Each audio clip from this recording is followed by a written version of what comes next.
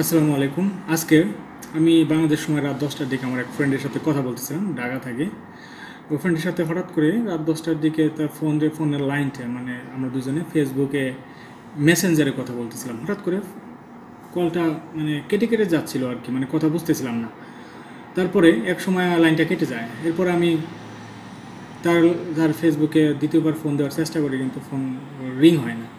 পরে আমি তার নাম্বারে ফোন দেওয়ার পরে সে আমার বলতেছে, দোস্ত আমার মোবাইল থেকে 3G 4G উধাও হয়ে গেছে। তার মানে কি 3G 4G উধাও হয়ে গেছে? ইন্টারনেট সাপোর্ট ইন্টারনেট আসে না, কারণটা কি? আমি বললাম হয়তো তোমার মোবাইলের সমস্যা, তুমি এক কাজ করো, তুমি অফ করে অন করো, সুইচ অফ করো, অন করো মোবাইল। তখন সে তাই করলো। তাই করার পরে আমাকে মিস কল দিল। আমি আবার তারা ফোন দিলাম, তার নাম্বারে ফোন দেওয়ার পরে বললো, দোস্ত মোবাইলে তো 2G আসে, 3G 4G তো আসে না। ব্যাপারটা কি, 2G আসবো কেন? তারপরে আমি কয়েকটা অনলাইন নিউজ পেপার বা বাংলাদেশ মিডিয়ায় নজর দিলাম। নজর দেওয়ার পরে আমি অবাক হয়ে গেলাম, কী ব্যাপার, সরকারে সারা বাংলাদেশে mobile network 3G 4G of করে দিয়েছে, শুধু 2G চালু আছে। এই 3G 4G অফ করে দেওয়ার অবশ্যই একটা অসৎ উদ্দেশ্য তো সরকারের আছে, কারণ সরকার কোনো কাজ স্বার্থ ছাড়া করে না। এই 2G 3G ইন্টারনেট অফ করে দেওয়ার পিছনেও অনেক স্বার্থ জড়িত আছে। অবশ্যই এই স্বার্থগুলো বাংলাদেশের না, এই স্বার্থগুলো জনগণের না, এই স্বার্থগুলো সরকারের অবৈধ স্বার্থ। সরকারের নিজের স্বার্থের জন্য সারা বাংলাদেশের মানুষ এবং প্রবাসীদের এই ইন্টারনেট অফ করে কষ্ট দিতেছে। যাই হোক, কী স্বার্থ সেটা আমি বলার চেষ্টা করবো ইনশাআল্লাহ। প্রথমত, আজকে তারেক রহমান জাতির উদ্দেশ্যে ভাষণ দিবে বা জাতির উদ্দেশ্যে কিছু বলবে এই 30 তারিখের ভোট নিয়ে, এরকম একটা সংবাদ প্রচার হয় সোশ্যাল মিডিয়ায়। যাও, এটা আমি মনে করি এটা প্রথম এই কারণ, বা মোবাইল ইন্টারনেট অফ করার কারণ হতে পারে। আরও কিছু কারণ আছে, যাও প্রথম আমি তারেক রহমানের কথা দিয়ে শুরু করলাম। তাই সরকার এই 3G 4G ইন্টারনেট অফ করে দিয়ে, যাতে তারেক রহমানের এই জাতির উদ্দেশ্যে যে ভাষণটা দেবে এটা যাতে কেউ না দেখতে পারে, কেউ না শুনতে পারে, এই কারণে হয়তো বা তারা এই ইন্টারনেট অফ করছেন। কারণ গ্রামে তো আর ব্রডব্যান্ড ইন্টারনেট নাই, গ্রামের মানুষ মোবাইল ইন্টারনেট দিয়েই তারা ফেসবুকের বা ইউটিউবের সংবাদগুলো শুনে থাকে, ভিডিওগুলো দেখে থাকে।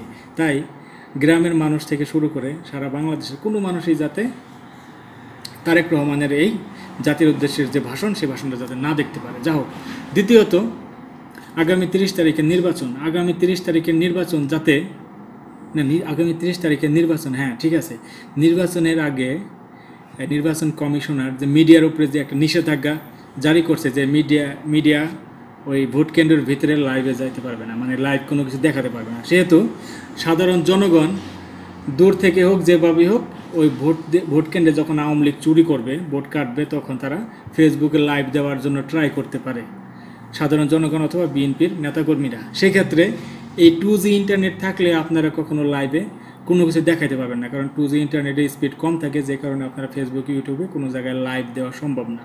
সরকারের এই উদ্দেশ্যও থাকতে পারে।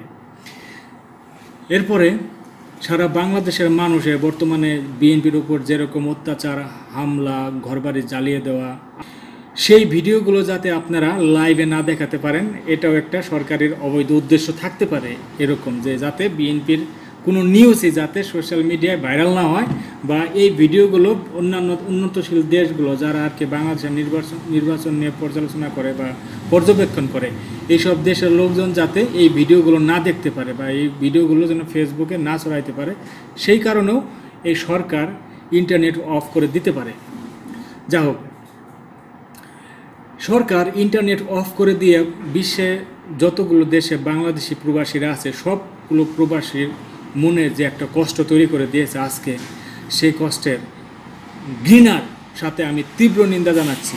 কারণ সারা বিশ্বের যে প্রবাসীগুলো আছে, তারা প্রত্যেক দিন সব সময় সকালবেলায়, বিকেলবেলায়, সন্ধ্যায়, রাতে তারা সব সময় মায়ের সাথে, বাপের সাথে, বোনের সাথে, ওয়াইফের সাথে, ছেলে মেয়ের সাথে কথা বলে। বর্তমানে এই 2G ইন্টারনেটের সময় তারা ভিডিও কলে চ্যাটিং করতে পারবে না, কথা বলতে পারবে না। সারা বাংলাদেশের যেসব পরিবার আছে যাদের ছেলে মেয়ে বিদেশ থাকে, সেই ছেলে মেয়ের কথাগুলো শোনার জন্য মা বাবা অপেক্ষায় থাকে, কখন আমার ছেলে ফোন দিবে, কখন আমি তার মুখটা দেখতে পারবো।